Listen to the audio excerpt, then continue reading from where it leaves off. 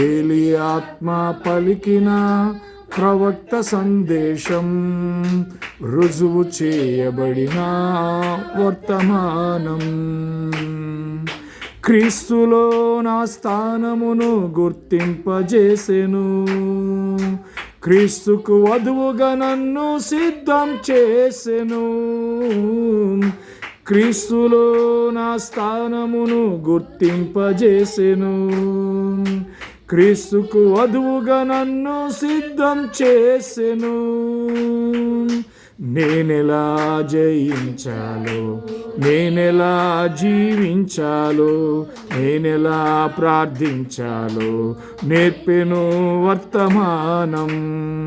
నేనెలా జయించాలో, నేనెలా జీవించాలో, నేనెలా ప్రార్థించాలో నేర్పెను వర్తమానం. కృపా వర్తమానం, కృపా వర్తమానం. పడదాం.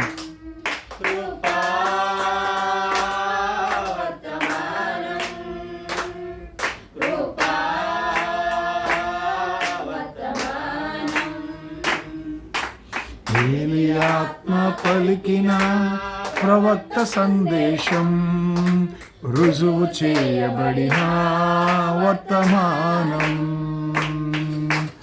ఏలి ఆత్మ పలికిన ప్రవక్త సందేశం, రుజువు చేయబడిన వర్తమానం. మట్టినైన ఈ శరీరాన్ని మహిమకు మార్చెను, హానోకు వలె నేను పైకి కొనిపోబడెదను.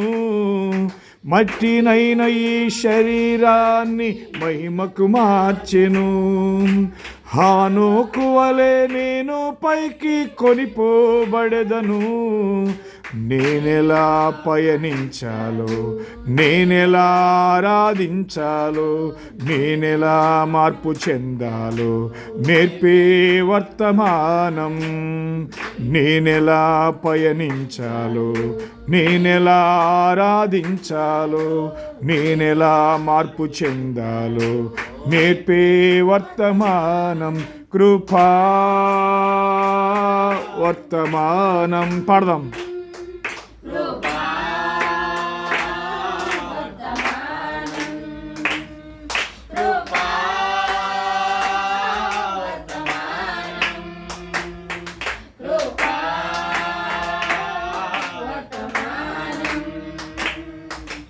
ఏలి ఆత్మ పలికిన ప్రవక్త సందేశం, రుజువు చేయబడిన వర్తమానం. ఏలి ఆత్మ పలికిన ప్రవక్త సందేశం, రుజువు చేయబడిన వర్తమానం. కృపా వర్తమానం, కృపా వర్తమానం, కృపా వర్తమానం, కృపా వర్తమానం. హల్లెలూయా. దేవునికి పరిశుద్ధ గ్రంథం తెరిచి మార్కు సువార్త 5వ అధ్యాయం దేవుని వాక్యాన్ని చూద్దామండి. అందరూ బైబిల్ గ్రంథం తెరవండి. మార్కు సువార్త 5వ అధ్యాయము 6వ వచనం నుంచి దేవుని వాక్యాన్ని చదువుకుందాం. మార్కు సువార్త 5వ అధ్యాయము 6వ వచనం నుంచి దేవుని వాక్యాన్ని మనం చూద్దాం. అందరూ పరిశుద్ధ గ్రంథం తెరిచి దేవుని వాక్యాన్ని మనం చూద్దాం. దగ్గర ఉంటే మంచిది, ఎందుకంటే సౌండ్ పడదు. 5వ అధ్యాయం 6వ వచనం. 5వ అధ్యాయం 6వ వచనం నుంచి నేను గత రాత్రి మనం ఇదే వాక్యాన్ని చూసాం. మనం మార్కు సువార్త 7వ అధ్యాయం 33వ వచనం. మార్కు సువార్త 7వ అధ్యాయము 33వ వచనం నుంచి నేను చదవాలని నేను ఆశపడతా ఉన్నాను. అయితే 31వ వచనం నుంచి చదివితే దాని భాగము మనకు అర్థమవుతుంది. ఆయన మరలా తూరు ప్రాంతములు విడిచి సీదోను ద్వారా దెక్కపొలి ప్రాంతముల మీదుగా గలిలయ సముద్రం వద్దకు వచ్చాను. అప్పుడు వారు చెవుడు గల నత్తివాని ఒకని ఆయన వద్దకు తీసుకుని వచ్చి వాని మీద చెయ్యి ఉంచమని ఆయనను వేడుకొనిరి. సమూహంలో నుండి ఆయన వారిని ఏకాంతమునకు తోడుకొని పోయి వాని చెవులలో తన వ్రేలు పెట్టి ఉమ్ము వేసి వాని నాలుక ముట్టి ఆకాశము వైపు కన్నులెత్తి నిట్టూర్పు విడిచి ఎఫ్ఫతా అని వానితో చెప్పాను. ఆ మాటకు తెరవబడు అని అర్థం. అంతటా వాని చెవులు తెరవబడెను, వాని నాలుక నరము సడలి వాడు తేటగా మాట్లాడుచుండెను. అప్పుడు ఆయన ఇది ఎవరితోనూ చెప్పవద్దని వారికి ఆజ్ఞాపించాను. అయితే ఆయన చెప్పవద్దని వారికి ఆజ్ఞాపించిన కొలది వారు మరి ఎక్కువగా దానిని ప్రసిద్ధి చేయొచ్చు. ఈయన సమస్తమును బాగుగా చేసి ఉన్నాడు, చెవిటి వారు వినున్నట్లుగాను మోగవారు మాట్లాడినట్లుగాను చేయుచున్నాడు అని చెప్పుకొని అపరిమితముగా ఆశ్చర్యపడిరి. దేవుని మాటలు దీవించును గాక. దయచేసి కూర్చోండి. ఈ చదవబడినటువంటి దేవుని వాక్యములో నుండి కొద్ది మాటలు మనం దేవుని వాక్యాన్ని మనం చూడబోతా ఉన్నాం. ఈ మార్కు సువార్త 7వ అధ్యాయము ఈ 31వ వచనం మనం చదివినప్పుడు పరిశుద్ధ గ్రంథములో ప్రభువైన యేసు ఆయన చేసినటువంటి ఒక అద్భుత కార్యం గురించి ఇక్కడ రాయబడి ఉంది. Praise the lord. ఎందుకు ఈ మాట ఇక్కడ మనం చదవాల్సి వచ్చింది అని చూసినట్లయితే పరిశుద్ధ గ్రంథములో యేసుక్రీస్తు చేసినటువంటి అద్భుత కార్యాల్లో ఈ చెవిటివాడు ఈ మోగవాడు మాట్లాడటం అనేది మన దేవుని వాక్యంలో మనం చూస్తూ ఉన్నాం. హల్లెలూయా. మరి దేవుడు స్వస్థపరచడానికి ఆయన ఒక కార్యాన్ని ఇక్కడ చేసినట్టు చూస్తున్నాం. సమూహములో నుండి ఆయన వాడిని ఏకాంతంగా తోడుకొని పోయి వాని చెవులలో తన వ్రేలు పెట్టి ఉమ్ము వేసి వాని నాలుక ముట్టి ఏం చేశాడంటే ఆయన ఉమ్ము వేసి వాని నాలుక ముట్టి ఆకాశం వైపు కనులెత్తి నిట్టూర్పు విడిచి ఎఫ్ఫతా అని వానితో చెప్పాను. ఆ మాటకు అర్థం ఏంటంటే తెరవబడమని అర్థము అనేటువంటి మాట మనం దేవుని వాక్యంలో చూస్తూ ఉన్నాం. అసలు యేసు ప్రభు ఉమ్ము ఎందుకు ఊసాడు, ఆ ఉమ్ము వేయటం వల్ల కలిగే కారణం ఏంటి అని మనం చూసినప్పుడు ఇదే విషయాన్ని యోహాను రాసినటువంటి సువార్త 9వ అధ్యాయము మనం చూస్తాం. దానికంటే ముందు ఇదే మార్కు సువార్త 8వ అధ్యాయము 23వ వచనం కూడా చూడాలని నేను కోరుతా ఉన్నాను. 8వ అధ్యాయము 23వ వచనం కూడా మీరు చూసినట్లయితే ఇక్కడ ఇదే విషయాన్ని అదే విషయాన్ని మనం గమనిస్తాం. అదేంటంటే అంతలో వారు బెత్సైదాకు వచ్చిరి. అప్పుడు అక్కడి వారు ఆయన ఎదుకు ఒక గ్రుడ్డివాని తోడుకొని వచ్చి వాని ముట్టవలనని ఆయనను వేడుకొనిరి. ఆయన ఆ గ్రుడ్డివాని చెయ్యి పట్టుకొని ఊరి వెలుపలకు తోడుకొని పోయి వాని కన్నుల మీద ఉమ్ము వేసి వాని మీద చేతులుంచి నీకేమైనా కనబడుచున్నదా అని వారిని అడుగగా వాడు కన్నులెత్తి మనుషులు నాకు కనబడుచున్నారు, వారు చెట్ల వలె నుండి నడుచుచున్నట్లుగా నాకు కనబడుచున్నారని నేను. అంతటా ఆయన మరలా తన చేతులు వాని కన్నుల మీద ఉంచగా వాడు తేరు చూచి కుదర్చబడి సమస్తమును తేటగా చూడసాగాను. అప్పుడు యేసు నీవు ఊరిలోకి వెళ్ళవద్దని చెప్పి వారిని ఇంటికి పంపివేశాడు. ఇక్కడ ఈ రెండు సందర్భాలు, ఒక చెవిటి మగవాడు మరియు ఒక గురుడివాడిని దేవుడు స్వస్థపరిచేటువంటి ఒక కార్యం మనం చూస్తూ ఉన్నప్పుడు ఎందుకు ఆయన ఉమ్ము వేశాడు అని దేవుని వాక్యంలో మనం చూసినట్లయితే యోహాను రాసిన సువార్త 9వ అధ్యాయము 6వ వచనం. యోహాను రాసిన సువార్త 9వ అధ్యాయము 6వ వచనం. యోహాను రాసిన సువార్త 9వ అధ్యాయము 6వ వచనంలో మనం దేవుని వాక్యం చూసినప్పుడు ఇక్కడ ఆయన ఒక గురుడివాడిని ఎలా స్వస్థపరిచాడు అనే కార్యాన్ని ఇక్కడ మనం దేవుని వాక్యంలో మనం చూస్తున్నాం. ఏంటంటే నేను ఈ లోకములో ఉన్నప్పుడు లోకమునకు వెలుగునని చెప్పాను. ఆయన ఇట్లు చెప్పి నేల మీద ఉమ్ము వేసి బురద చేసి వాని కన్నుల మీద ఆ బురద పూసి నీవు సిలోయం కోనేటికి వెళ్ళి అందులో కొడుక్కొనమని చెప్పాడు. సిలోయం అనే మాటకు పంపబడిన వాడని అర్థం. వాడు వెళ్ళి కడుగుకొని చూపు గలవాడై వచ్చాడు. దేవుడికి స్తోత్రం హల్లెలూయా. ఇక్కడ వాడిని అడిగారు, నీ కన్నులు ఎలా తెరబడ్డాయని అడిగితే వాడు అన్నాడు, యేసు అని ఒక మనుషుడు బురద చేసి నా కన్నుల మీద పూసి నువ్వు సిలోమైన కోనేటికి వెళ్ళి కడుక్కొనమని నాతో చెప్పాడు. హల్లెలూయా. ఇక్కడ సిలోయం అనే మాటకి పంపబడిన వాడని అర్థం. ఎఫ్ఫతా అనగా తెరవబడుట అనేటువంటి మాట మన దేవుని వాక్యంలో మనం చూస్తూ ఉన్నాం. హల్లెలూయా. అసలు యేసు ప్రభువు మరి ఎందుకు ఈ ఉమ్మి వేసి ఆ ఉమ్మితో ఆయన ఆ బురద చేసి ఆ బురదను ఎందుకు ఇతడి కన్నుల మీద ఆయన రుద్దాడు? Praise the lord. ఈ కాల ప్రవక్త బ్రహ్మం చెప్పినటువంటి ఒక 2 మాటలు నేను చెప్పాలని నేను ఆశపడతా ఉన్నాను. హల్లెలూయా. ప్రవక్త బ్రహ్మం గారు చెప్పినటువంటి ఈ మాట మనం గమనించినట్లయితే యోహాను రాసినటువంటి సువార్త 9వ అధ్యాయము 6వ వచనం కదా మనం చదువుతా. 9వ అధ్యాయం 6వ వచనంలో మనం చూసినట్లయితే ఎందుకు యేసు ప్రభువు నేల మీద ఉమ్ము వేసి ఉమ్ముతో బురద చేసి వారి కన్నుల మీద ఆ బురద పూసి అంటున్నాడు. ఇది చూడటానికి ఎలా ఉంది కార్యం? ఎలా ఉంది ఇది చూడటానికి? ఏమైనా శుభ్రంగా అనిపిస్తుందా? అసలు ఎవరైనా సంతోషించదగిన విషయంగా ఉందా? అసలు లేదు. మరి ఎందుకు యేసు ప్రభు అలా చేశాడు దాన్ని? మామూలు మాట అంటే సరిపోదా ఆయనకి? వెళ్ళి కడుక్కో అంటే సరిపోదా ఆయనకి? ఎందుకు అలా చేశాడు అని మనం దేవుని వాక్యంలో మనం చూసినప్పుడు ఈ కాల ప్రవక్త బ్రహ్మం గారు కొన్ని మాటలు చెప్తున్నాడు.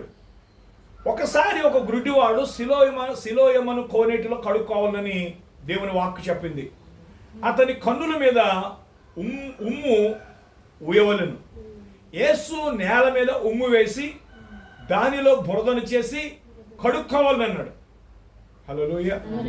ఈరోజు శ్రీపోర్ట్లోని ఆరోగ్యాధికారులు ఏం చెప్తున్నారంటే, అక్కడ నిలువబడి అతనితో మాట్లాడము అంటే సోదరుడు బ్రహ్మం ఇలా ఉమ్ము వేసిన శబ్దం చేస్తా ఉన్నాడు. నేల మీద ఉమ్ము వేయచ్చు మాట్లాడుచున్నాడు. ఉమ్ము వేయించిన శబ్దమును బ్రహ్మం సోదరుడు చేయించున్నాడు. అంటే థు అనేటువంటి మాట. ఏంటంటే థు అనేటువంటి మాట మనం చూస్తా ఉన్నాం. హల్లెలూయా. ఆయన చేతులకు రుద్ది ఆ బురదను అతని కళ్ళకు రాసి సిలోయమను కోనేటిలో కడుగుకొనుము, అప్పుడు చూపు కలిగింది. ఆమేన్. హల్లెలూయా. ఎందుకు యేసు ప్రభు ఈరోజు ఈ కార్యాన్ని కొందరు ఎలా ఉమ్ము వేశారంటే, ఎలా దీన్ని విమర్శించారంటే, ఒక వ్యక్తి ప్రవక్త బ్రహ్మం దగ్గరికి వచ్చి ఇలా అడిగారు, క్రీస్తు నేల మీద ఉమ్ము వేసి ఆ ఉమ్మితో తడిసిన మట్టిని ఒక గ్రుడ్డివాని కళ్ళ మీద రుద్దుట ఎంత అపవిత్రం! ఉమ్మితో బురద చేసి ఒకని కండ్ల మీద రుద్దుట ఎంత అపరిశుభ్రం అని చెప్పేసి దాన్ని విమర్శించారంటండి. హల్లెలూయా. అప్పుడు ప్రవక్త చెప్తున్నాడు, కానీ అతడు చూపు పొందాను కదా. ఏమైతే ఏముంది, ఆయన చూపు పొందాడు కదా. మీరు సంతోషిస్తారు. హల్లెలూయా.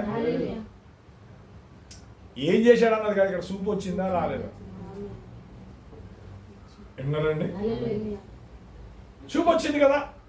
అయితే చూడండి జాగ్రత్తగా, అదే వ్యక్తి ఏదైతే అపరిశుభ్రం అన్నాడో అదే వ్యక్తి నా స్థలం యొద్ద వారు దిగంబర మేళమును తెరిచారు అంటున్నాడు.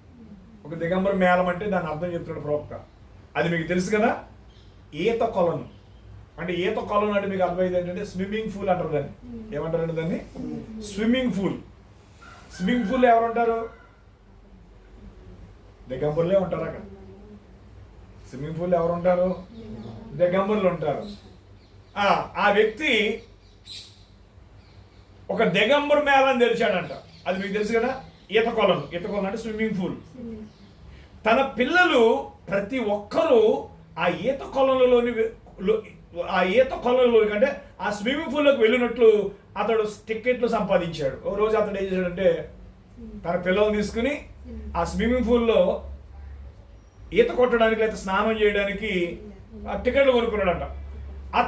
అతని భార్య కూడా ఆ కొలనులోనికి వెళ్ళేదారు. ఆ సోదరులారా నన్ను క్షమించండి, ఈ ఈత కొలనులో ఈ స్విమ్మింగ్ పూల్లో ప్రతిరోజు దాదాపు 200 మంది స్త్రీలు ఈత కొడతా ఉంటారండి అక్కడ. మురికి ధూళి నిండిన ఆ కొలంలోని నీటిలోనికి త్రాగుచు. ఆ స్విమ్మింగ్ పూల్ ఏం చేస్తారు, అంతమంది స్నానం చేసి నీళ్ళు నోటితోటి పీలుస్తూ ఉంటారు, బయటకు ఊదుతూ ఉంటారు, అంటారు విన్నారండి, ఈత కొట్టుచుందురు. నేడు స్త్రీలు అట్టి అపవిత్ర క్రియలలో పాల్గొనిచున్నారు. ఈనాడు అతడి నా మీదకి దూకుకొని, నేను అనుకుంటున్నాను, నేడు క్రీస్తు జీవించి ఉండిని ఎడల అట్టి అపరిశుద్ధ కార్యం చేసినందుకు అరెస్ట్ చేసి ఉండేవారు అన్నాడంట. అసలు యేసుప్రభు చేసింది చాలా అసభ్రమైన కార్యం. అదే ఈ కాలంలో అయితే పోలీసు వాళ్ళు వచ్చి ఆయన్ని అరెస్ట్ చేసి ఉండేవాళ్ళు అన్నాడు అంటండి. యేసుప్రభు కానీ ఈరోజు జీవించుంటే కనుక మరి ప్రవక్త అడుగుతుండే, మరి దాని మాట ఏంటన్నాడు. దేని మాట? ఆ స్విమ్మింగ్ పూల్లో 100 మంది దిగంబరులుగా ఆ మురికితోటి, ఆ ధూళితోటి, అపవిత్రతోటి ఆ స్విమ్మింగ్ పూల్లో దూకి వాళ్ళు ఒకరి నోట్ల నుంచి ఒకరు నీళ్ళు ఊసుకుంటూ, వాళ్ళు ఒకరినొకరు తాక్కుంటూ ఎలా చేస్తున్నారు అని చెప్తూ ప్రవక్త అన్నాడు, నా భావం మీరు గ్రహించారని నాకు తప్పక తెలియను. వారు తిన్నగా ఆ కొలంలోనికి వెలుచున్నారు. అందులోనికి సిఫిలస్ అంటే అదొక సుఖరోగం, అదొక వ్యాధి. గొనేరియా అంటే గనేరియా అనేవారు. సిఫిలస్, గొనేరియా ఇంకా ఆయా రోగములు ఉన్న వారు వచ్చి మునుగుతారు. ఎవరికి ఏం జబ్బు ఉందో తెలియదు కదా. ఆ స్నానం చేసేవాళ్ళు ఎవరికి ఏ రోగం ఉందో, ఎవరికి అంటు వ్యాధి ఉందో, ఎవరికి ఏ జబ్బు ఉందో తెలియదు కదా. విన్నారండి? ఆయన అంటున్నాడు సిఫిలస్, గొనేరియా ఇంకా ఆయా రోగాలు ఉన్న వారు వచ్చి మునుగుతారు. అందరూ ఆ నీటిని నోటిలో త్రాగి ఊసేదారు. అందరూ అందులోనే స్నానం చేయుదురు. అదేనా శుభ్రం? ఎటున్నారా? ఓ సోదరుడా, ఇట్టి దినములలో మనం జీవిస్తున్నాం. ప్రభు యొక్క రాకడ సమయం. సంఘమునకు ఒకే నిరీక్షణ ఉన్నది, అది ప్రభు యొక్క రాకడ. హల్లెలూయా. దేవునికి స్తోత్రం కలుగును గాక. ఎందుకంటే పిల్లరా, ప్రభు రాకడ దగ్గరగా ఉంది. ఆమేన్. హల్లెలూయా. ఈ కాల ప్రవక్త అంటున్నాడు, యేసు ఉమ్ము వేసిన చోట బైబిల్లో ఒక వ్యక్తి అన్నాడంట, ఇలాంటి మాట బైబిల్ ఉండకుండా ఉంటే బాగుండు అన్నాడంట. యేసు ప్రభు ఉమ్ము వేసి బురద చేశాడు, ఆయన కళ్ళకి రాశాడనే మాట బైబిల్లో లేకుండా ఉంటే బాగుండేది అన్నాడు అంటండి. సరే, యేసు ఉమ్ము వేసి ఆ ఉమ్మితో మట్టి చేయుట పరిశుభ్రత నియమాలకి విరుద్ధం అన్నాడు అంట. అంటే ఆ శుభ్రత అనే దానికి అసలు విరుద్ధమైన కార్యం అది యేసు ప్రభు చేసింది అన్నాడు అంట. ఇంకా అతడు ఇంకా మాట్లాడుతున్నాడు గ్రీకు మూలాల్లో, గ్రీకు భాషలోంచి మాట్లాడుతున్నాడంట. ఆయన నేలపై ఉమ్ము వేసాను అని చెప్పబడుతుంది. ఈ మనిషితో మాట్లాడుచు మరి నేలపై ఉమ్ము వేశాడు. ఆయన ముగించిన తర్వాత తన చెయ్యి క్రిందికి చాపి ఉమ్మితో ఉన్న మట్టిని తీసి అతని కళ్ళపై రాశాడు. అతని కళ్ళపై రుద్ది వెళ్ళి సిలోయం అంటే పంపబడిన అను కోనేటిలో కడుక్కొనము, నీ కళ్ళు తెరవబడును. అతడు వెళ్ళి కడుక్కున్నాడు, అతని కన్నులు తెరవబడ్డాయి. దేవునికి స్తోత్రం కలుగును గాక. హల్లెలూయా. దానిని బట్టి ఆ మనిషి అంట ప్రవక్తతో ఎలా అన్నాడంట, అది ఈరోజు పని చేయదండి, అలాంటి కార్యము ఈరోజు పనిచేయదు అన్నాడు అంటాడు. ఎందుకంటే అది పరిశుభ్రత నియమాలకి, ఆరోగ్య నియమాలకి విరోధం. అదే మనిషి తన కుటుంబాన్ని తీసుకొని భార్య పిల్లలందరినీ ఆ క్రింద ఈత కొలలో తీసుకుని వెళ్ళాడు అంటాడు. హల్లెలూయా. దేవునికి స్తోత్రం కలుగును గాక. హల్లెలూయా. ఎందుకంటే పిల్లరా, ఈనాడు ఒక తెలివైన అహంకారము గల గర్వము గలవారు ఈరోజు ప్రజలు ఏమైపోయారంటండి, ఒక తెలివైన అహంకారం గల గర్వము గలవారు దేవుని కంటే సుఖానుభవమును ఎక్కువగా ప్రేమిస్తున్నారు. దేవునికి స్తోత్రం కలుగును గాక. హల్లెలూయా. అయితే ఈ అంత్యకాలంలో మనుషులు ఎలా ఉంటారంటేనంట, అహంకారులుగాను, గర్వం గలవారుగాను, పైకి భక్తి గల వారి వలె ఉంటూ వింటున్నారండి, అజితేంద్రియులుగాను, సజ్జన ద్వేషులుగానే ఉంటారంట. వారు ఎలా ఉంటారంటే వాక్యమును నమ్ము వారిని ద్వేషిస్తారంట. ఈనాటి కాలం ప్రజలు ఏమిటంటే రాత్రి మనం చూసాం కదా, ఆ దెయ్యం పట్టిన వాడు బట్టలు వేసుకుంటే ఆడికి భయపడుతున్నారు. కానీ వింటున్నారండి, ఆ దెయ్యాలు కాళ్ళు భయపడలేదు. ఒక మంచి శుభ్రంగా మారు మనసు పొంది రక్షణ పొందుకుని రక్తంలో కడగబడిన దేవుని పిల్లలను చూసంట భయపడుతున్నారంటండి వాళ్ళు. దాన్ని ప్రవక్త అంటున్నాడు, ఏమంటున్నాడంటే వాక్యమును నమ్ము వారిని ద్వేషిస్తున్నారంటాడు. ఈరోజు సాతాను చేసే పని ఏంటి చెప్పండి? వాక్యము నమ్మేవారిని ద్వేషించడం వాడి పని. పాపం చేసేవాడిని ద్వేషించడండి వాడు. మురికి జీవితాన్ని జీవించే వాళ్ళని ద్వేషించిన వాడు. ఎందుకంటే మురికి జీవితం జీవించడం వాడు ప్రోత్సహిస్తాడు, ఆ చెడు జీవితం జీవించమని వాడు ఎంకరేజ్ చేస్తాడు. కానీ విన్నారా, లోకం ఏం చేస్తుంది? వాక్యమును నమ్మే వారిని ద్వేషిస్తున్నారండి. ఎందుకంటే వీరి సాంప్రదాయ ఆచారములు వాటితో ఏకీభవించరు. ఈరోజు మనం ఈ సాంప్రదాయాలు ఈ ఆచారాలతో మనం ఏకీభవించాలి. క్రిస్మస్లుగా మనం ఏకీభవిస్తున్నామండి, ఈస్టర్లకి పండగలకి మనం ఏకీభవిస్తున్నామా? కాబట్టి మనం అంటే వాళ్ళకి వాక్యాన్ని వెంబడిస్తున్న మనం అంటే వాళ్ళకి ఏమైందంటే ద్వేషం అంటారు. వింటున్నారండి?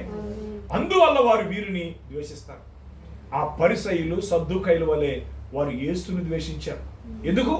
ఎందుకంటే ఆయన వారి ఆచారమును వ్యతిరేకించాడు కాబట్టి. ఆయన ఏదో భిన్నంగా ఉండాలని కాదు, ఆయన జీవించవలసింది. ఎందుకంటే ఆయన వాక్యమై ఉన్నాడు. సజీవ వాక్యము జీవించుట. దేవునికి స్తోత్రం కలుగును గాక. హల్లెలూయా, హల్లెలూయా. ఈరోజు మీరు అర్థం చేసుకోనండి, ఎవరైతే నిజంగా దేవుని వాక్యాన్ని గైకొంటున్నారో, దేవుని వాక్యాన్ని నమ్ముతున్నారో వారిని ఈనాడు లోకం ఏం చేస్తుందంటే ద్వేషిస్తుంది. అదే బైబిల్ సజ్జన ద్వేషాలు. సజ్జన అంటే మంచి వారిని ద్వేషించే మనుషులు, మంచిగా జీవించే వారిని ద్వేషించే మనుషులు అండి. మనం ఎక్కడ బతుకుతున్నాం? ఎవరైనా చెడ్డ జీవితం జీవిస్తుంటే ఎవరైనా వాళ్ళని ద్వేషిస్తున్నారండి? ఎవరైనా తప్పని చెప్తున్నారండి? కానీ జీవితం మార్చుకొని పరిశుద్ధంగా బ్రతుకుతుంటే వారి ఆచారాలు, వాళ్ళ సిద్ధాంతాలు మనం ఏకీభవించినందుకు వాళ్ళు ఏం చేస్తున్నారండి? మనల్ని ద్వేషిస్తున్నారంట. హల్లెలూయా, హల్లెలూయా. కాబట్టి పిల్లారా,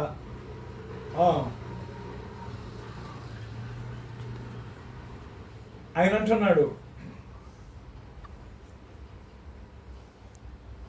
ఎప్పుడైతే యేసుక్రీస్తు ఆ గుడ్డివాన్ని తీసుకుని అతని కండ్లపై ఉమ్ము పూసి, విన్నారండి, దూరంగా తీసుకుని వెళ్ళి, ఎందుకంటే దేవుడు ఎందుకు ఈ కార్యము దూరంగా తీసుకెళ్ళాడు ఆ వ్యక్తిని అంటే నమ్మనోళ్ళు అవిశ్వాసాలు అక్కడ ఉంటారంటే దేవుడు ఏం చేయలేడు అంటారు.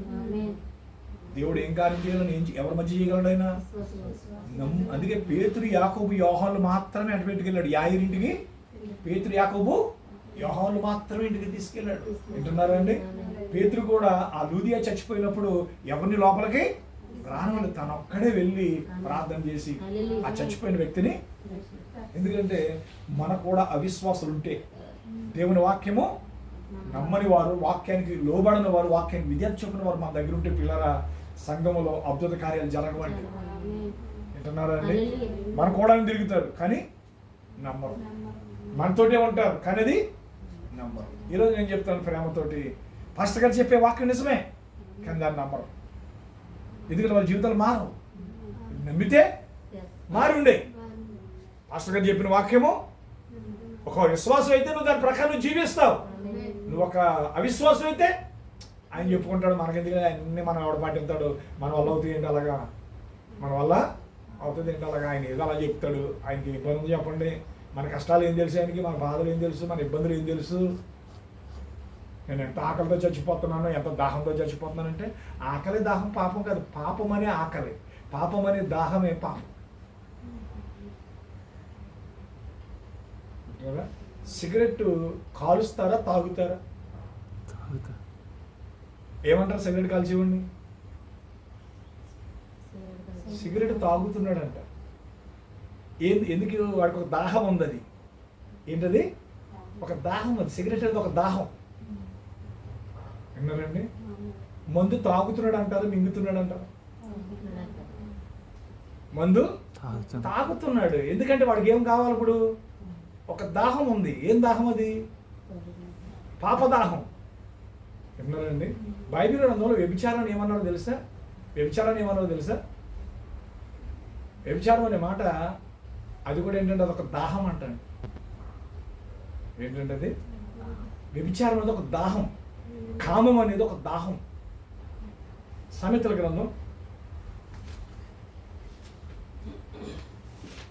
అంటే దాహము అనే వర్తమానంలో ప్రవక్త బ్రహ్మం గారు చెప్పిన మాటలు అనేకమైన మీకు తెలుసు. ఎట్టున్నారండి? ఓకే, 5వ అధ్యాయము, సామెతల గ్రంథము 5వ అధ్యాయము. నేను ముగిస్తున్నాను. వాక్యం చెప్తాడు, ఆశపడ్డారా అని అడుగుతున్నాను. చెప్తే చెప్పాడు కానీ ఇలాంటి వాక్యం చెప్తున్నాడు ఏంటో అనుకుంటున్నాను. సమస్య లేదు అసలు. లోకమంతా దీంతో నిండి ఉంది, పాపంతో నిండి ఉంది లోకమంతా. 5వ అధ్యాయము చూడండి దేవుని వాక్యంలో. అమ్మా నువ్వు దిగు బాబు, నువ్వు దిగు, నేను చదువుతాను. చూడు, నేను చదువుతాను, విను, సరిపోద్దు. ఎందుకంటే నువ్వు 2 పనులు 3 పనులు చేయలేవు ఒకసారిగా. ఓకేనా? ఈ 5వ అధ్యాయం మొదటి వచ్చి నుంచి మీరు చదువుతుంటే కొన్ని మాటలు దేవుని వాక్యంలో రాసి ఉంది. అది ఏంటంటే 15వ వచనంలో ఇలా రాయబడి ఉంది. ఏమని రాసి ఉంది 15వ వచనంలోను?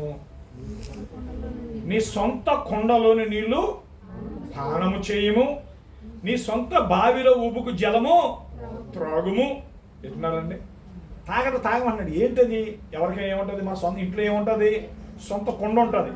అప్పట్లో మనకి బిందులు, ఫ్రిడ్జ్లు లేవు కదండి, వాటర్ మిషన్లు అవి లేవు కదండి. ఏముండేది? నీళ్ళు ఎందులో వేసుకునే వాళ్ళు మనం కొండలు వేసుకున్నాం. ప్రతి ఇంట్లో ఏముండేది? ఓ సొంత కొండ ఉండేది. ప్రతి ఒక్కరికి ఏముండాలండి? ఒక సొంత కొండ ఉండాలి. బైబిల్ ఏం చెప్తే నీ సొంత కొండలో నీళ్లు పానం చేయంటున్నాడు. ఆ పక్కింటోడు కొండలోకి వెళ్ళి నీళ్ళు తాగకూడదు కదా మనం. మన ఇంట్లో కొండ ఉంది, ఆ కొండలో నీళ్ళే తాగాలి. వింటున్నారా అండి? దొంగిలించిన నీళ్ళు తీపి అంటారు. దొంగిలించిన నీళ్ళు తీపి. దొంగిలించిన నీళ్ళు తీపి ఏంటి అసలు? ఎందుకు రాశాడు అసలు బైబిల్లో? ఏం నీళ్ళు అయ్యి? ఏంటి అంత తీయన్న నీళ్ళు ఏంటి అసలు అయ్యి? బైబిల్ చెప్తుంది నీ సొంత కొండలో నీళ్లు పానము చేయము, నీ సొంత బావిలో ఉబుకి జలము తాగు. ఏదో ముందు ప్రతి ఇంటికి ఏముండేది? ఒక నుయ్యి ఉండేది. ప్రతి ఒక్కరు ఏం తవ్వించుకునేవారండి? ఒక నుయ్యి ఉండేది. ఆ నుయ్యి కాడికి చాలా మంది వచ్చి నుయ్యిలు తోడుకుని వెళ్ళేవాడు. మామూలు భౌతికమైన నుయ్యి. ఈ నుయ్యి ఏంటి? బైబిల్ చెప్తుంది వేశ్య లోతైన గొయ్యి అన్నాడు. ఏంటది? గొయ్యి అంటే ఏంటి? నుయ్య. ఏంటది? నుయ్యది. ఆ నూతిలో ఇంక దిగితే ఇంక మళ్ళీ పైకి వేసే అవకాశం లేదు. ఎందుకంటే మామూలు మన ఇంటికాడ నూతిలో పడితే లాగొచ్చు, మళ్ళీ పొరలట్టుకునేటికి లాగొచ్చు. కానీ వేశ్యనే లోతైన నుయ్య లేకపోతే గొయ్యిలోకి వెళ్తే కనుక లేకలేదు. బైబిల్ చెప్తుంది నీ సొంత కొండలో నీళ్ళు పానము చేయము, నీ సొంత బావిలో ఉబుకు జలము త్రాగము. నీ ఓటలు బయటకు చెదరిపోదగున, నీ ఓటలు బయటికి చెదరిపోదగున, వీధిలో అవి నీటి కాలువగా పారదగున, అన్యులు నీతో కూడా వాటిని అనుభవింపకుండా అవి నీకే ఉండవలను కదా. దేని గురించి చెప్తున్నాడమ్మా? దేని గురించి చెప్తున్నాడు ఇది? మన బావి, మన కొండ. వింటున్నారండి? మన బావి, మన కొండ ఏమైందంటే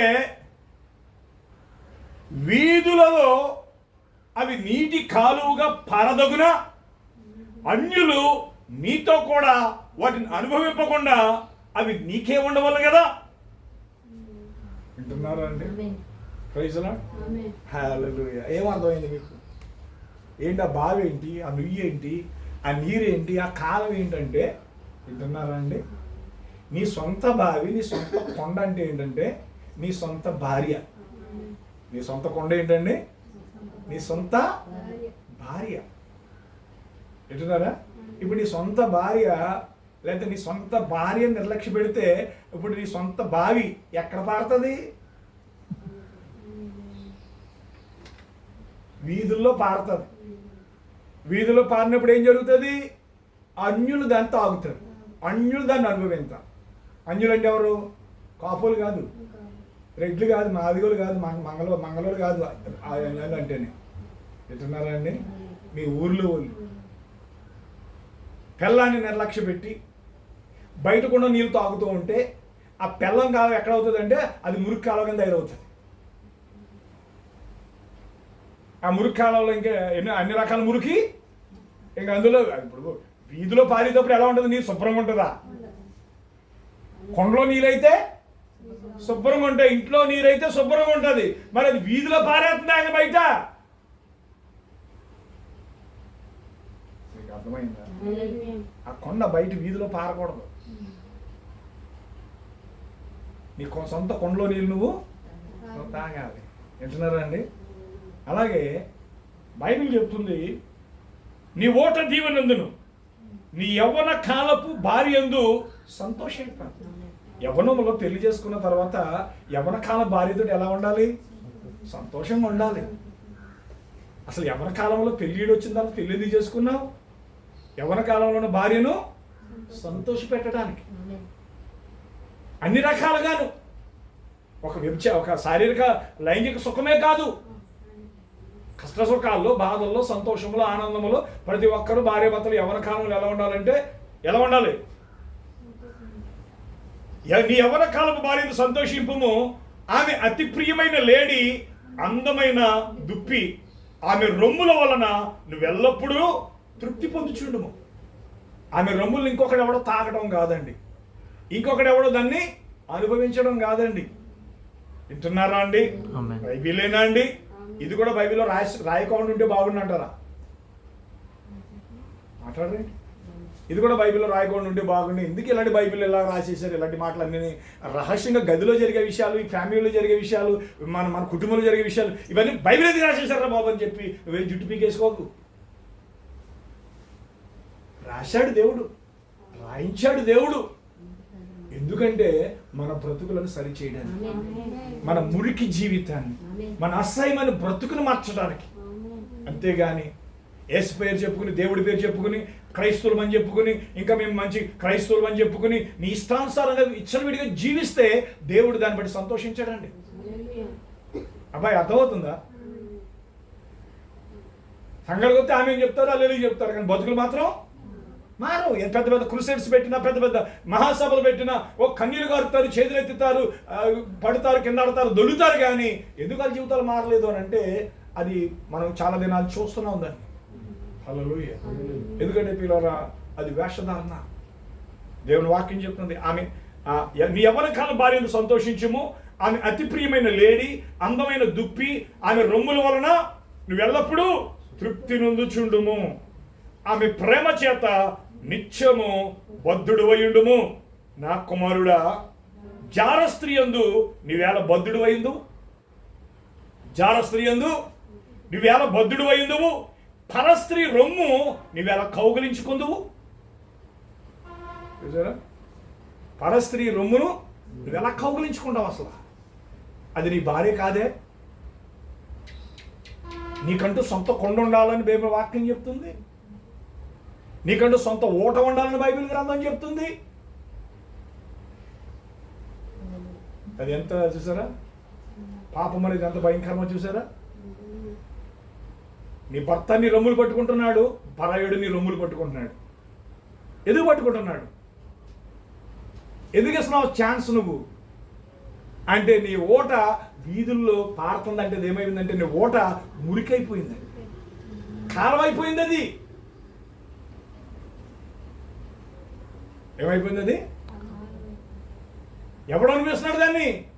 అన్యులు దాన్ని అనుభవిస్తున్నారు దాన్ని.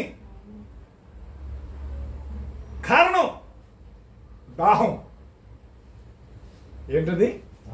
దాహం. అది ఆ దాహమును అణుచుకోవటానికి సిగరెట్ కాల్చేవాడు సిగరెట్ కాలుతున్నాడు, తాగుడు తాగేవాడు తాగుడు తాగుతున్నాడు, సినిమాలు చూసేవాడు సినిమాలు చూస్తున్నాడు, పేకాట ఆడేవాడు పేకాట ఆడుతున్నాడు, గుర్ర పందాలకి వెళ్ళేవాడు గుర్ర పందాలకి వెళ్తున్నాడు, వ్యభిచారం చేసేవాడు వ్యభిచారం చేస్తున్నాడు.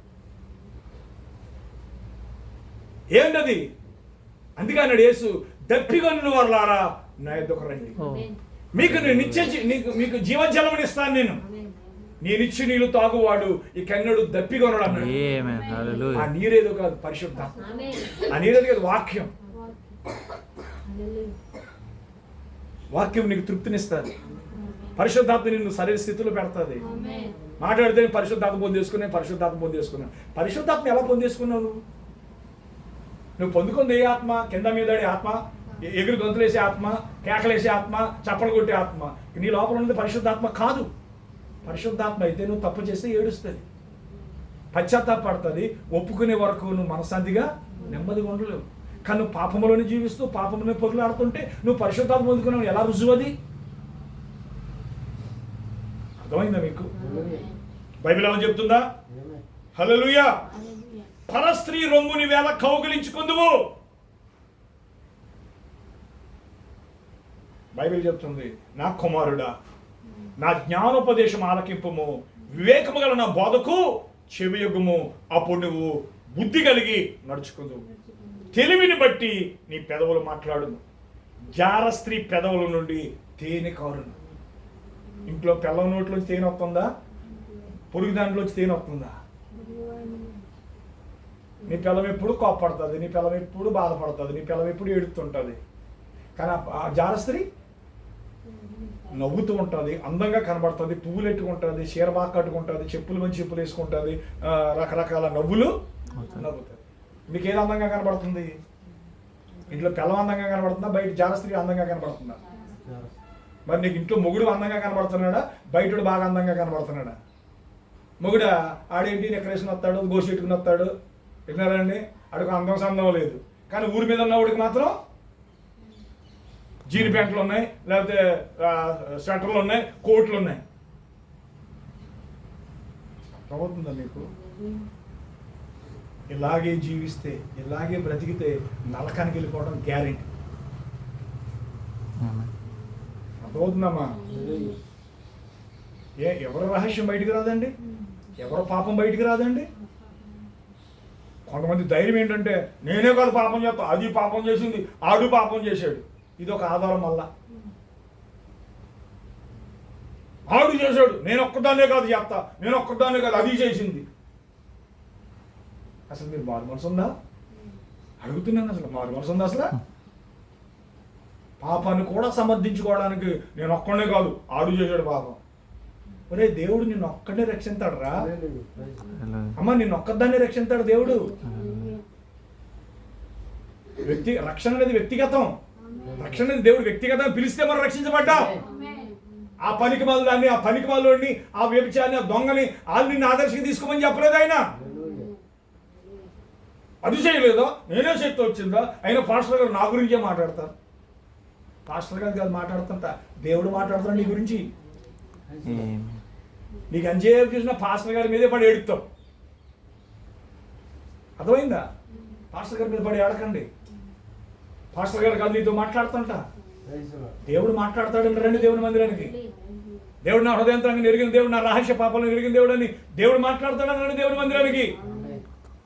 జార స్త్రీ పెదవులు తేనె కారును, దాని నోటి మాటలు నూనె కంటను నునిపోయినవి. వింటున్నారా అండి? హల్లెలూయా, హల్లెలూయా.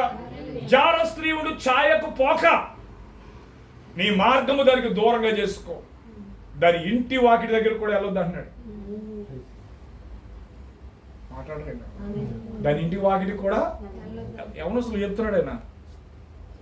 ఆంటీ, అక్క, మరదలు, వదిన, సిస్టరు, హాయ్ హీ అని చెప్పేసి దాని ఇంటికి వెళ్తే ఏమవుతుంది? బైబిల్ చెప్తుంది, జార స్త్రీ ఉండు ఛాయకు పోక నీ మార్గము దానికి దూరంగా చేసుకో, దాని ఇంటి వాకిటి దగ్గరకు వెళ్ళకము. వెళ్ళిన ఎడల పరులకు నీ యవ్వన బలమును, క్రూరులకు నీ జీవిత కాలమును ఇచ్చివేతు. వింటున్నారా అండి? ఈ మధ్యాహ్న కాల సమయంలో, ఈ సాయంకాల సమయంలో దేవుని వాక్యం వింటున్న ప్రియులారా, నూతన సంవత్సరం వచ్చేస్తుంది. ఎన్నో సంవత్సరాలు వెళ్ళిపోయినాయి మన జీవితంలో. ప్రతి సంవత్సరం ఏదో తీర్మానం చేసుకోవటం, మంచిగా బతకాలని తీర్మానం చేసుకోవడం. ఆ 31st నైట్ లేదా ఫస్ట్, లేదంటే ఫస్ట్ జనవరి 1కి ముందు ఒక వారం ముందో నువ్వు పశ్చాత్తాపడితే నీకు మారు మనసు రాదండి. ప్రతిదినము నీ రక్షణ కాపాడుకోవాలి. ప్రతిదినము దేవుని యందు భయభక్తులు కలిగి ఉండాలి. ఎందుకంటే పిల్లరా, ఒక సేవకుడిగా నా మైండ్ చాలా అప్సెట్ అవుతుంది. ఒక సేవకుడిగా నేను వినేయి, చూసేయి, తెలుసుకున్నప్పుడు నాకు ఒక రకంగా నరాలు ఉద్రిక్తత వస్తుంది. కారణం ఏంటంటే పిల్లరా, అవి అందరికీ ఎదురయ్యే శోధనలు అవన్నీ కూడా.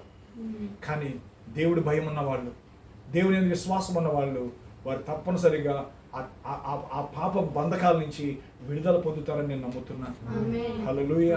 ఒక మంచి జీవితాన్ని జీవించండి అందరూను, ఒక పరిశుద్ధమైన జీవితాన్ని జీవించండి అందరూను. ఎందుకంటే నీకు యవ్వన కాలంలో భార్యనిచ్చాడు, యవ్వన కాలంలో నీకు భర్తనిచ్చాడు. Praise lord. నీ యవ్వన కాలపు భార్యను మోసపుచ్చొద్దు, నీ యవ్వన కాలపు భర్తని మోసపుచ్చొద్దు పిల్లారా. ఎందుకంటే నువ్వు నీ భార్య రొమ్ము దగ్గర నువ్వు ఆనందించమని దేవుని వాక్యం చెబుతుంది. హల్లెలూయా. నీ యవ్వన కాలపు భార్యను సంతోషించము, ఆమె అతి ప్రియమైన లేడి, అందమైన దుప్పి, ఆమె రొమ్ముల వలన నువ్వు ఎల్లప్పుడూ తృప్తి నొందుచుండుము, ఆమె ప్రేమ చేత నిత్యము బద్ధుడువై ఉండు. హల్లెలూయా. నా కుమారుడ, జార స్త్రీ యందు నీవేళ బద్ధుడువై ఉండువు, పరస్త్రీ రొమ్ము నీవేళ కౌగిలించు. ప్రతి ఒక్కరికి పరస్త్రీ రొమ్ము సంతోషంగా కనబడుతుంది. పరాయి పురుషుడు స్పర్శ సంతోషంగా కనబడుతుంది. పాపము, నేను ఆలోచిస్తున్నాను, ఈ మనిషి భూమి మీద మొట్టమొదటి పతనం దేంతో వచ్చిందంటే వ్యభిచారం అనే పతనం. ఏదైనా తోటలో ఏం జరిగిందండి? రెండవ పతనం డబ్బు. ఏంటండి అది? రెండవ పతనం డబ్బు. మూడవ పతనం పలుకుబడి. నీ జీవితంలో ఈ మూడాటి నుంచి దేవుడిని తప్పించాలంటే తప్పనిసరిగా పరిశుద్ధాత్మ పొందుకోవాలి. డబ్బుకు బానిస అవ్వద్దు, డబ్బుకి కక్కుర్తి పడవద్దు, డబ్బుకు కక్కుర్తి పడి డబ్బులు సంపాదించడానికి నీ ఇష్టం వచ్చినట్టు ప్రవర్తించవద్దు. డబ్బే ముఖ్యం కాదు, నీతి కూడా చాలా అవసరం. శారీరక సుఖాలే కాదు, ఒకరోజు నీకు 50 దాటిని అంటే కనుక నీకు నరాలు, కాళ్ళు, చేతులు లాక్కొస్తాయి. ఎప్పుడున్నా బలం ఉండదు, ఎప్పుడున్నా అందం ఉండదు. జాగ్రత్త సుమా, జాగ్రత్త సుమా. ఎందుకంటే పేరు ప్రఖ్యాతులు అవి ఎప్పుడు నిలబడవండి. ఎందుకంటే పిల్లరా, ఎవడో గర్వించొద్దండి, ఎందుకంటే జీవించేదే మురికి జీవితం. దేవుని వాక్యం తప్పులు పట్టుకోవాలని ప్రయత్నం చేయకండి. దేవుని వాక్యాల ప్రకారం మన జీవితాలు మార్చుకుందాం. దేవుడు మనం దీవించును గాక. అందరూ లేచి నిలబడదాం, ప్రార్థన చేసుకుందాం. దేవా, ఎన్నో సంవత్సరాలు నేను సరైన తీర్మానాలు చేసుకున్నాను కానీ ప్రభువా, ఆ తీర్మానాల ప్రకారం నేను జీవించలేకపోయాను ప్రభువా. ఎన్నోసార్లు నా జీవితం విఫలమైపోయింది ప్రభువా. ఎన్నోసార్లు నేను అవమానపరిచాను నాయన, నేను దూషించాను ప్రభు, నేను అవమానించాను ప్రభువా. నాయన, నా నిమిత్తం నువ్వు తండ్రి ఎన్నో విషయాలు సిగ్గుపడ్డావు తండ్రి. నన్ను క్షమించి ప్రభు, నోరు తెరిచి ప్రార్థించండి. దేవా, మరొక నూతన సంవత్సరం నాకు ఇవ్వబోతున్నావు దేవా. 2019, 2020 సంవత్సరాలు కరోనాతో ఎందరో చచ్చిపోయారు ప్రభువా. 2021 ఎంతోమంది శవాలు గుట్లు వేయబడ్డాయి ప్రభువా. కానీ ఆ కరోనా సమయం నుంచి, ఆ భూకంపాల నుంచి, ఆ వరదల నుంచి, ఆ తుఫాన్ల నుంచి ఓ దేవ, మమ్మల్ని అనేక సమయాల్లో అనేక యాక్సిడెంట్ల నుంచి మమ్మల్ని తప్పించావు నాయన. ఇది నన్ను సజ్జులుగా ఉన్నటువంటి నీ కృప ప్రభువా. ఇది నన్ను మందిరానికి వచ్చే గొప్ప కృప నాకు ఇచ్చావు ప్రభు. నోరు తెచ్చి ప్రార్థించండి, అందరూ నోరు తెచ్చి ప్రార్థించండి, అందరూ నోరు తెచ్చి బ్రతుకుని మార్చావు నాయన. నిష్కలంకమైన జీవితం నాకు దయచేయి, పరిశుద్ధమైన జీవితం నాకు దయచేయి ప్రభు. నా తప్పిదాలు క్షమించు ప్రభు, నా పొరపాట్లు క్షమించు నాయన, నన్ను యోగ్యపరచు ప్రభు, నన్ను పవిత్రపరచు నాయన. నా తప్పిదాలు క్షమించు ప్రభు, నా తప్పిదాలు క్షమించు ప్రభు. నేను తప్పు చేశాను ప్రభు, నేను పాపం చేశాను ప్రభు, నీకు ఇష్టమైన జీవితాన్ని జీవించాను ప్రభు, నన్ను క్షమించు ప్రభు. ఎంతమంది మధ్యాహ్న కాల సమయంలో మీ జీవితాల్లో దేవుని ఎదుట మీ తప్పులు సరి చేసుకోవాలని ఆశపడుతున్నారు. ప్రతి ఒక్కరు మీ తప్పిదాలు సరి చేసుకోండి, మీ పాపాలు విడిచిపెట్టండి. దేవుని కొరకు నమ్మకంగా జీవించండి, నీ భర్తకు నమ్మకంగా జీవించు, నీ భార్యకు నమ్మకంగా జీవించు. దేవుని వాక్యానికి నమ్మకంగా బ్రతకండి, దేవుని వాక్యానికి నమ్మకంగా బ్రతకండి. ఓ, నీకు సొంత కొండలో నీళ్లు పానం చేయమని బైబిల్ చెప్తుంది. హల్లెలూయా. దొంగ నుంచి నీళ్ళు తీపి కాదు ప్రియులారా, అది ముసిని పండంత చేదని దేవుని వాక్యం చెప్తుంది. ప్రార్థించండి, ప్రార్థించండి. ప్రభువా, ఈ చివరి దినాల్లో తండ్రి దేవా, మేము విడవబడితే నాయన, దేవా మా పాపములను మరణిస్తే నాయన, దేవా మమ్మల్ని ఎంతో మోసపోయిన వారు అవుతాం నాయన, ఎంతో వేషధారులం అవుతాం ప్రభు. అయితే మమ్మల్ని క్షమించు నాయన. ఇదను ఈ యొక్క 2024 సంవత్సరంలో ప్రభు, నీ సేవకుడిని ప్రభు, ఈ చివరి శనివారంలో ప్రభు, నీ దాసుడు రాడేమనుకున్నాము నాయన, కానీ నా ఆశను తీర్చావు నాయన. నీ వాక్యం ద్వారా నాతో మాట్లాడావు నాయన. దేవా, నా హృదయంతరంగా నెరిగిన దేవుడు నాయన. దేవా నా మురాత బ్రతుకుని, నా మురికి జీవితాన్ని ప్రభువా ముత్యముగా మార్చిన యేసయ్యా నీకు వందనాలని చెప్పండి. యేసయ్యా నీకు స్తోత్రాలు నాయన. ఈ మధ్యాహ్న కాల సమయంలో ప్రభువా బిడ్డలు చేసిన ప్రతి ప్రార్థన విన్నావు నాయన. ఈ సంకల్ప గ్రామాన్ని దర్శించండి నాయన. ఈ బట్టేలంక కేసునపల్లి తూర్పాలు నాయన, చింతలమూరు నాయన దేవ ఈ ప్రాంతాలను దర్శించండి నాయన. దేవాని ఎన్నికలు నీ చిత్తములు ఎవరైతే ఉన్నారో ప్రభువా వారిని రక్షించు నాయన. ఎవరికి మేము అభ్యంతరకారంగా జీవించకూడదు ప్రభువా. మా జీవితం, మా క్రియలు, మా ప్రవర్తన ప్రభువా ఎదుటి వాళ్ళకి ఆటంకంగా ఉండకూడదు నాయన. కొత్తగా వచ్చే వాళ్ళకి నాయన మా జీవితం తండ్రి చెడు ప్రభావం చూపించకూడదు ప్రభువా. దేవా మా జీవితం సరి చేసుకుంటాం ప్రభువా. మేము ఎదుటి వారికి స్వార్థ ప్రకటించే జీవితం మాకు దయచేయండి ఆయన. మా ప్రవర్తన సరిదిద్దుకునే జీవితాలు మీరు మాకు దయచేయండి నాయన. ఆత్మలు రక్షించబట్టలేదని మేము బాధపడుతున్నాం కానీ దేవా మేమేమై ఉన్నాము, మా స్థితిగతులు ఎలా ఉన్నాయో, మా ప్రవర్తన ఎలా ఉందో, మా క్రియలు ఎలా ఉన్నాయో చూస్తున్నావు ప్రభువా. కనుక ఎవరు రక్షించబట్టలేదు ప్రభువా. ఎందుకంటే దేవా అప్పుడే పోకిరి శాస్త్రాల నుంచి, అప్పుడే పాపం నుంచి విడుదల పొందిన వారిని తమ పోకిరి శాస్త్రాల చేత వారు మరులు కలుపుతున్నారు. వారే శరీర సంబంధులై ఉండి వారికి గొప్ప విడుదల ఇస్తామని చెప్పి మాయ మాటలు చెప్తున్నారని ఆ పేతురు రాసిన పత్రికలో నువ్వు చెప్పావు నాయన. కనుక ఇప్పుడు మేమే శరీర సంబంధులుగా ఉంటే నాయన మరి నూతనంగా వచ్చిన వాళ్ళకి మేమేం మాదిరి చూపించగలము నాయన. కనుక దేవా నూతన ఆత్మలు రక్షించబడాలంటే సంఘం శుద్ధి చేయబడాలి ప్రభువా. నూతన ఆత్మలు నీ యొద్దకు రావాలంటే ప్రభువా అపవిత్రత ఇక్కడ తొలగిపోవాలి ప్రభువా. చెడు జీవితం ఇక్కడ తొలగిపోవాలి ప్రభువా. నూతనంగా వచ్చిన ఆత్మలు రక్షించబడాలంటే ప్రభువా నాయన పాపం అనే ఆ మురికి కాలం ఇక్కడ ఉండకూడదు ప్రభువా. దేవా ప్రతి బిడ్డ తమ జీవితాలు సరిదిద్దుకుని కృప దయచేయండి. మధ్యాహ్నం మాతో ఉన్నందుకు నీకు వందనాలు.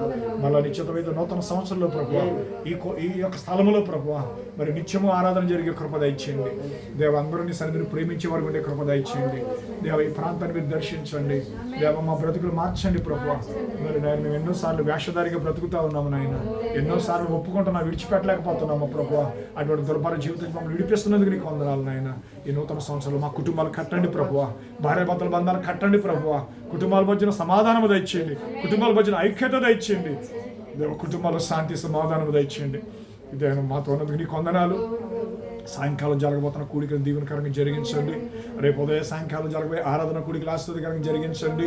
మరి సోమవారం రాత్రి తాటిపాకలో ప్రభువా జరగబోయే ప్రత్యేకమైన కూటాన్ని మీరు ఆశీర్వాదకరంగా దీవెనకరంగా జరిగించమని ప్రార్థిస్తున్నాను. అలాగే ముఖ్యంగా నాయన మరి మంగళవారం సాయంకాలం ప్రభువా మరి ఆ యొక్క ప్రభువా వాచ్ నైట్ సర్వీస్ ప్రభువా మంచిగా జరిగే కృప దయచేయమని ప్రార్థిస్తున్నాను. అలాగే నూతన సంవత్సరపు ఆరాధన ప్రభువా దేవ దీవెనకరంగా ఆశీర్వాదకరంగా ప్రతిబిడ్డకి మేలుకరంగా జరిగించమని ప్రార్థిస్తున్నాం. దేవ మరి ఒక 4 దినాలు మేము నూతన సంవత్సరం వెళ్ళబోతున్నాం కనుక దేవ మా జీవితంలో మేము ఒప్పుకోవాల్సింది విడిచిపెట్టాల్సింది నాయన అతి త్వరగా మేము విడిచిపెట్టి కృప దయచేయండి.